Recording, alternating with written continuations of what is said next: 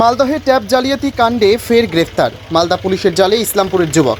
উত্তর দিনাজপুরের ইসলামপুরে অভিযান মালদা পুলিশের গ্রেপ্তার সাবির আলম নামে এক যুবক। গতকাল রাতে গ্রেপ্তারের পর আজ সকালে তাকে আনা হয় মালদহে।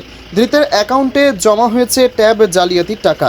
মালদহের হবিবপুরের কিন্দপুকুর হাই স্কুলের পড়ুয়ার ট্যাবের টাকা জমা হয়েছে সাবির আলমের অ্যাকাউন্টে। জমা হওয়ার পরেই অ্যাকাউন্ট থেকে টাকা তুলেও নেওয়া হয়। কমিশনের জন্য অন্য একজনকে অ্যাকাউন্ট নাম্বার দেওয়ার দাবি ধৃত যুবকের। ধৃত সাব্বিরকে আজ তোলা হবে মালদা জেলা আদালতে। জিজ্ঞাসাবাদের জন্য হেফাজতে নেওয়ার আবেদন পুলিশের। আপনার এখনো কত টাকা ঢুকেছিল?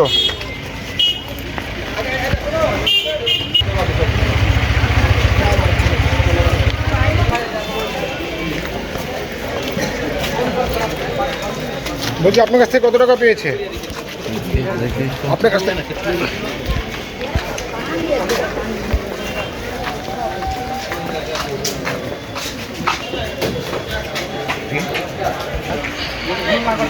মোবাইল আছে, দেখেন, আমার এই চশমা ফেল হয়ে গেল।